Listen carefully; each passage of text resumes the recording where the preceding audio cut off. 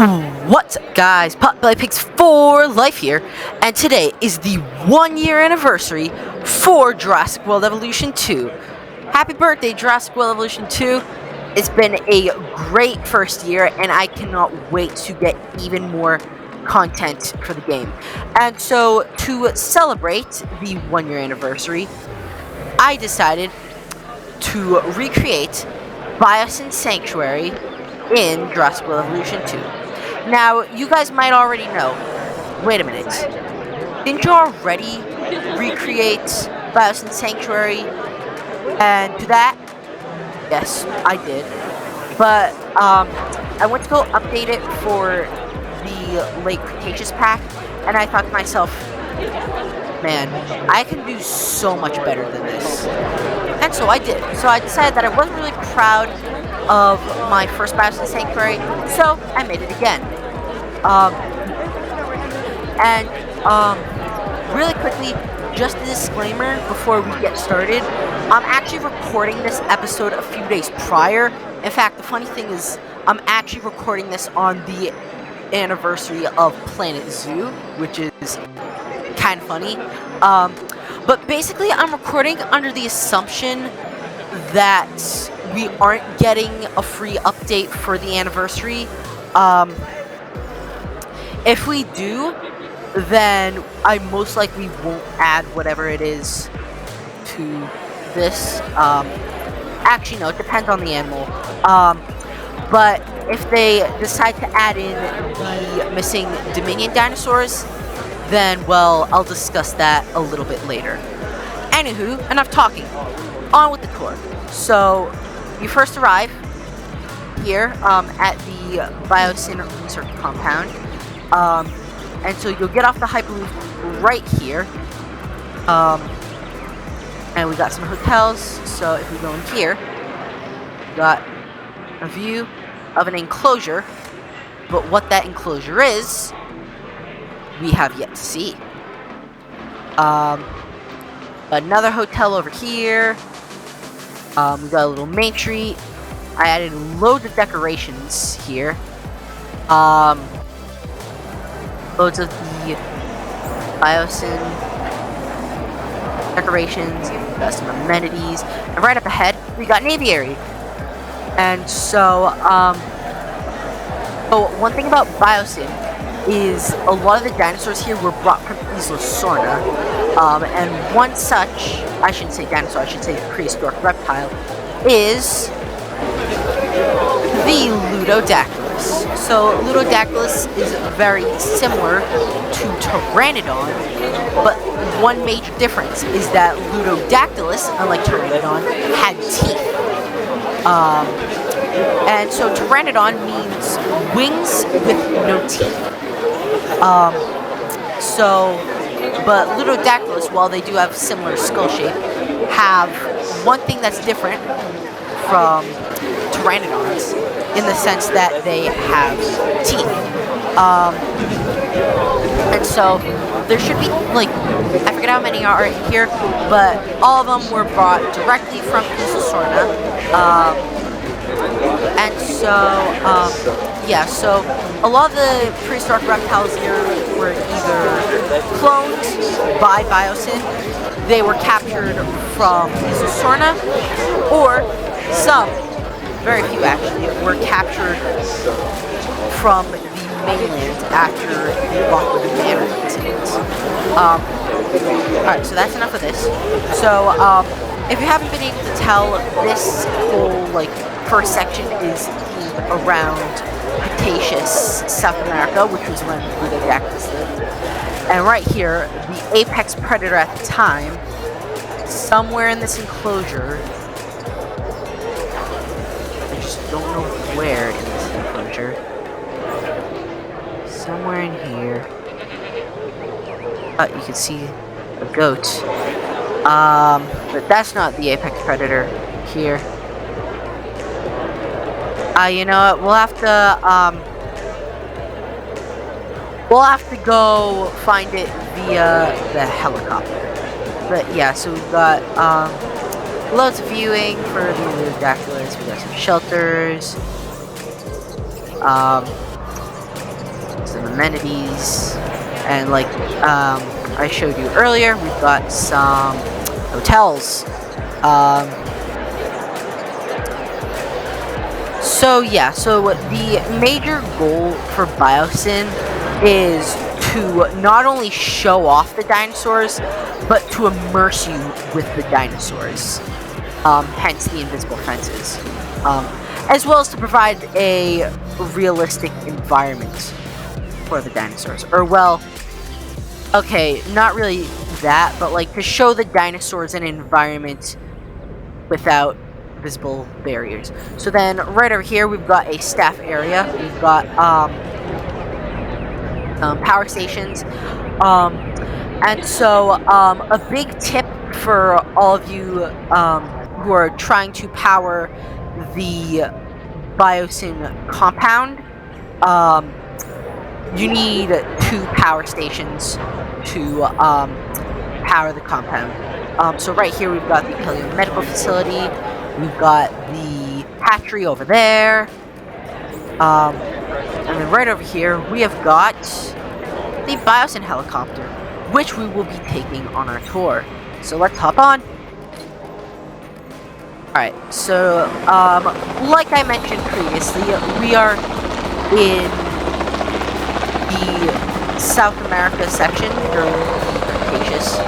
Right over here, you can see one of the many Magnapolias that live here. We've got a large herd of them. And here there's just one, like the little traveler. But most of them hang out here. And so, as you can see, instead of separating the different big sites via regular concrete fence, I am instead using more natural waterways.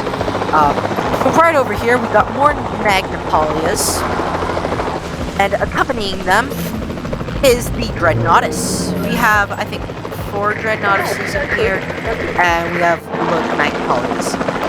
And so the apex predator here, which I mentioned earlier,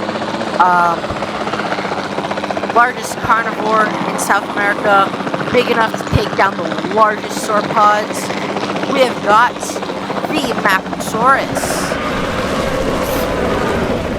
So there's 2 of them here, right down there. There's 1, and there's 2 right over there. And people can get a really good view from their hotel window.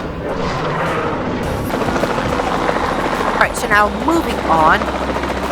This next section, we're going back a few million years earlier in the late Jurassic and heading up north into the Morrison Formation of Colorado, where up ahead you can see 2 Diplodocus, as well as a herd of Stegosaurus.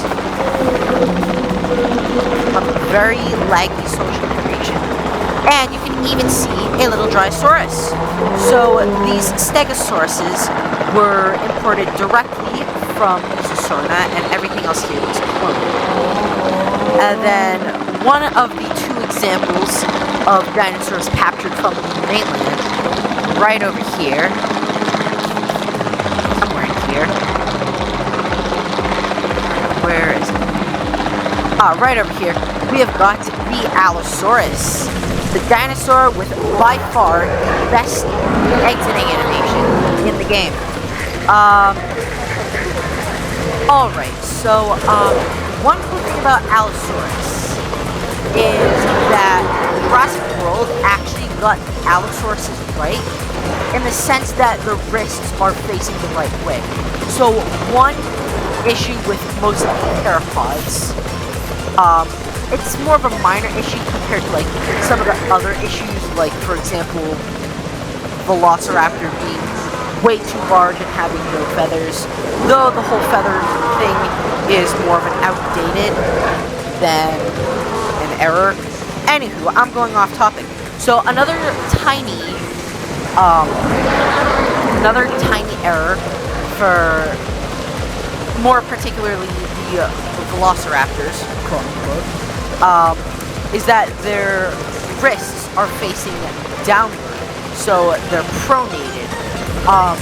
Dinosaurs didn't have pronated wrists. Instead, they were facing inwards as if they were holding like a beach ball, for example.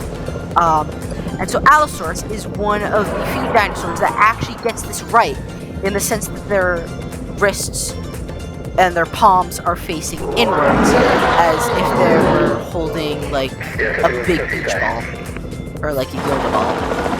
I don't know. Anywho, so that's it for the Morrison formation. Now, heading back in time even farther, long before even the first dinosaurs appeared in fossil records, into the Permian period of the Paleozoic. Right over here, you can see some Dimetrodons. So these guys aren't dinosaurs. They lived long before the first dinosaurs appeared.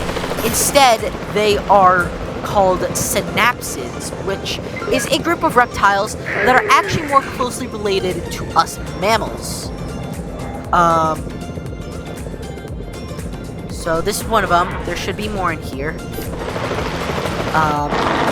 Oh, they're all over there. They like to be where the food is. Alright, so now moving on, heading back to the Jurassic period, we have got the Kayenta Formation, where over here you can see the top predator, the Dilophosaurus. Where are you? There you are. It's on the run. The Dilophosaurus. Right over there. It's on the run. There it is. Alright. And then right over here, we have got some Gigantopithecus and some Scelidosaurus.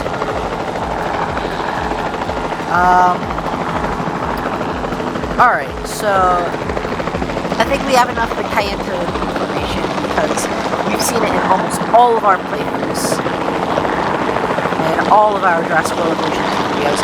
Yeah, it literally has been all of our Jurassic World Evolution 2 videos. Both recreating Hammond's Dream seasons, Future of Hammond's Dream Season 1, Manticore Island, and now Biosyn Sanctuary. Okay, I mean, there is the BFW base that doesn't have it, but you know what? Yeah, alright, so now moving on back to the Cretaceous, and for that matter, staying in the Cretaceous for the rest of the tour. Heading down south in modern-day Texas, in the Dinosaur Valley State Park, we have got the Acrocanthosaurus. So, Acrocanthosaurus was found as far north as Wyoming and as far south as Texas. And so they're most famous for their footprints found in several riverbeds. So, as many of you know, this year there were huge, devastating droughts in the southwestern United States, and one of those places being Texas. However, one good thing about all these droughts is that because the riverbeds are drying up, they're uncovering more and more dinosaur fossils. So that's why this past summer has been a great time for dinosaur discoveries. And so, because of the rivers drying up, there have been actually new Acrocanthosaurus footprints being found in several rivers in Texas. And so the footprints found in Dinosaur Valley State Park in Texas are famous because the theropod footprints seem to be pursuing a herd of sauropods. And that sauropod in particular is the Sauroposeidon. So these guys are another dinosaur that were captured from Isosorna. I believe there was like 8 or 9 of them. I don't know. But yes, I actually took the effort to count how many of these guys showed up in Jurassic Park 3. Same thing with the Ludodactylus. Alright. And so, as you can see, there are several research outposts dotted around the sanctuary to get a good view of dinosaurs and other prehistoric reptiles. Gotta remember Dimetrodon. Alright, so now moving on, heading across the Pacific Ocean to what is now Mongolia with the Namek Formation. Right over here, you can see a mixed herd of both Gallimimus and Homalocephali. So, the Homalocephali were cloned by Biosyn themselves, but the Gallimimuses were mostly captured, some from Easelsorna, but most from the mainland. Right over there, no, I was gonna say this for later, but right over here, while we get a good view, we can see one of our two Tarbosauruses. Alright, so onto my next little rant. So,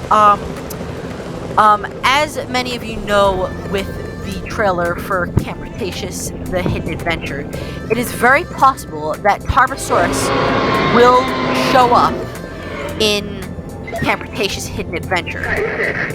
If that is the case, then we're most likely going to use the feathered T-Rex as Zusheng Tyrannus, because they were another Tyrannosaurine. So there were Tyrannosaurids, which encompasses all dinosaurs related to T-Rex, and then there's the Tyrannosaurines, which include T-Rex, Tarbosaurus, and Zusheng Tyrannus. So, if they add in Tarbosaurus, we'll use the feathered T-Rex as Zusheng Tyrannus. Excuse me. And so if they add in, and so on that note, the Dominion dinosaurs. If they add in the Dominion dinosaurs, we're most likely going to use Atrociraptor as Utahraptor. We're going to use Lycosaurus as well. Lycosaurus. It'll go here with the it will go here with the Metrodons. We'll keep Microceratus as Microceratus and use Troodon, which is now being used as Talos Sampsoni, as Cynornithoides, so that way it can go with Microceratus.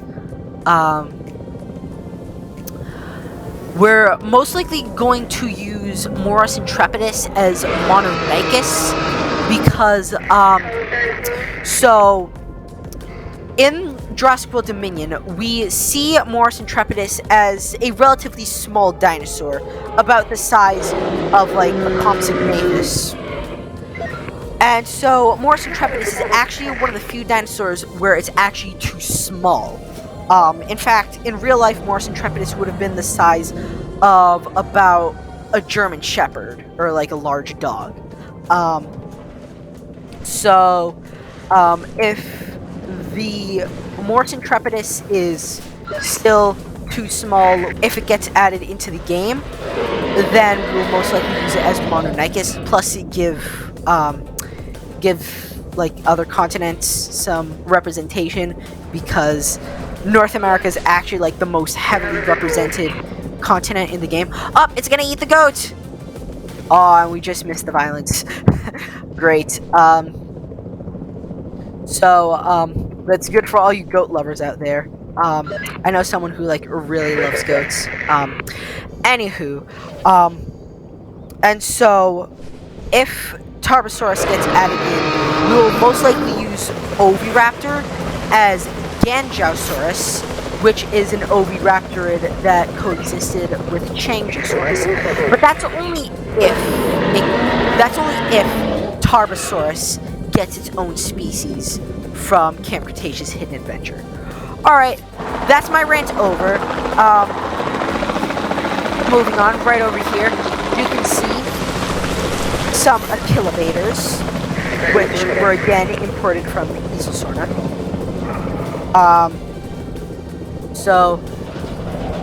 I forget how many there are, but I want to say there's like 4 males and 3 females. Or, I don't know. I'll have to check later. And then right over here, we have also got the Therizinosaurus. So these guys, although they're herbivores, are extremely territorial. So because of that, we have to keep them separate from the other herbivores.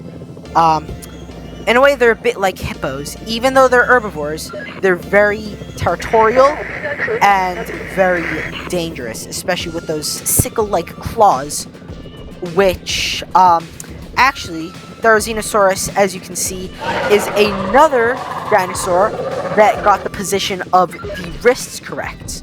Alright, so that's it for the Namek formation. Moving on, over here. Heading back into North America, where we will stay there for the rest of the tour. We're heading over to the Prince Creek Formation in what is now Alaska. So, right over here, we have got the Alaskan Troodon. So, okay, there you go, you can see them.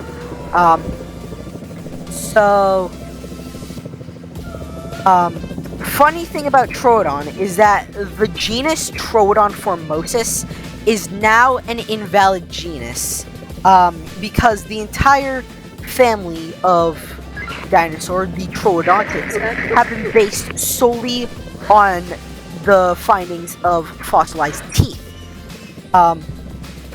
So many, North American Troodontids that previously had the name Troodon formosus are now being renamed. But for the time being, until the Alaskan Troodontid gets renamed, I'm just gonna call it the Alaskan Troodon just for now. I can already hear Red Raptorite's rage commenting in the comment section.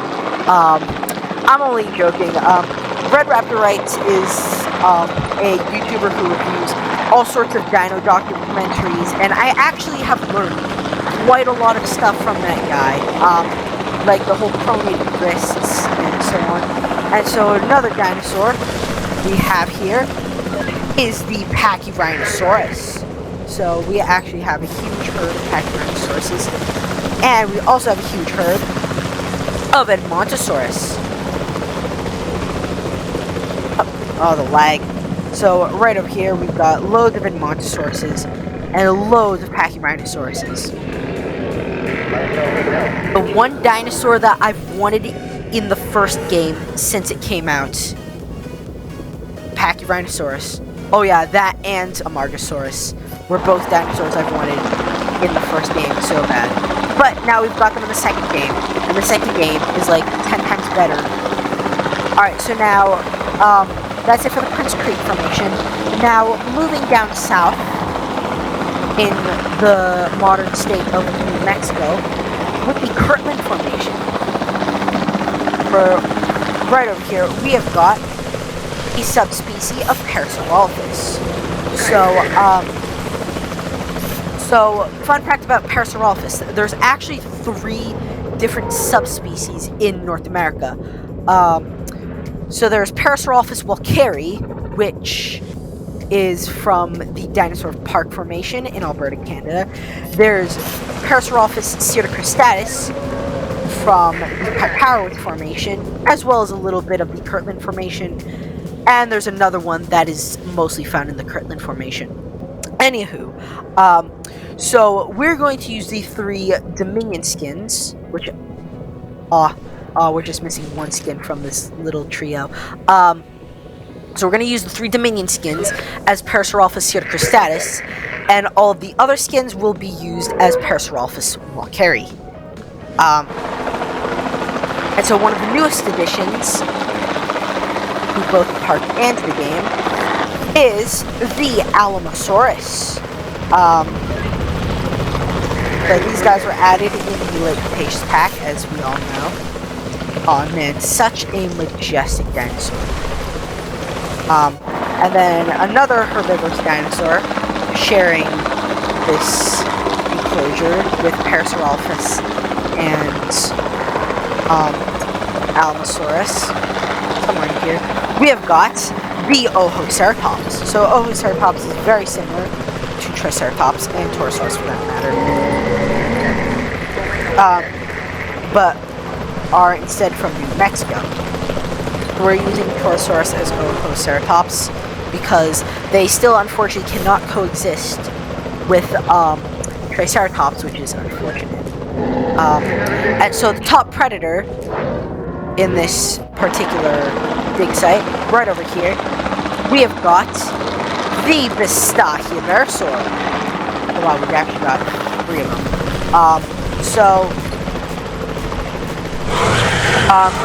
So as you may know, previously we were using Metriacanthosaurus as Lithonax, but I've decided to instead use them as Bistachiosaur, and I said we were going to use Troodon as Dinobellator instead of Talos Sampsoni, but you know what, we're going to keep using it as Talos Sampsoni for the time being, because it can actually, like, attack dinosaurs, like, it can attack, like, Echinocephalus, as well as Parasaurolophus circristatus, whereas if we were to put it,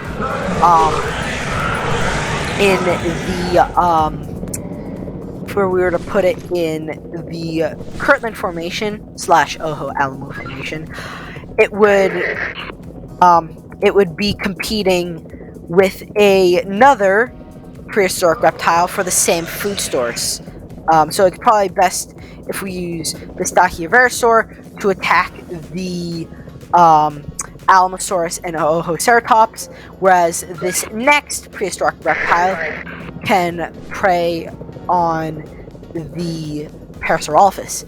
Anywho, so right over here we've got another guest area. So we've got so this, like, power station is meant to double as sort of like a hyperloop station where guests can get off.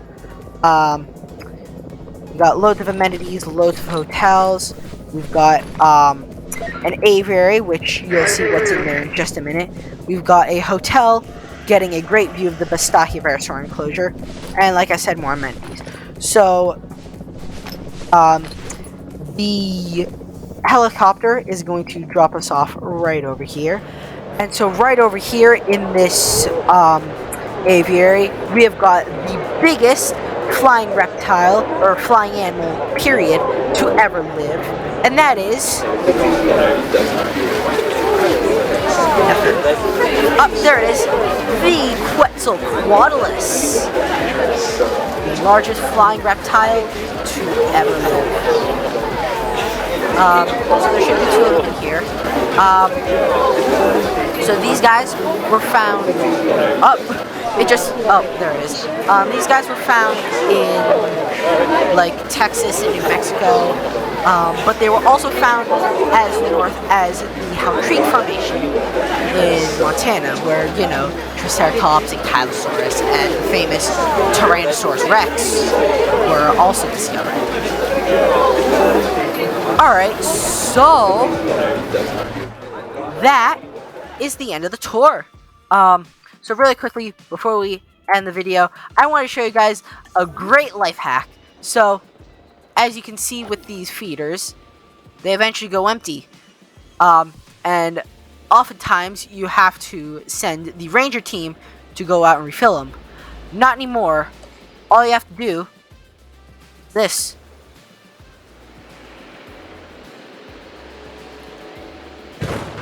Done. And then, same thing. Up. Once the 2 Mapu sources get out of the way. Perfect. Alright. So, yeah. So, as you can see, a lot of the space I'm actually not even using, which gives us, like, plenty of space for, if we are ever going to add in the other Dominion dinosaurs, or well, if and hopefully when they add it. So like Frontier adds the new Dominion dinosaurs. So yeah, with that being said, that's gonna wrap up the video. Really hope you guys enjoyed today's episode. If so, please make sure to leave a like and subscribe to see some more Minecraft Planet Zoo and Jurassic World Evolution 2 content. And I will see you guys next time. Peace out.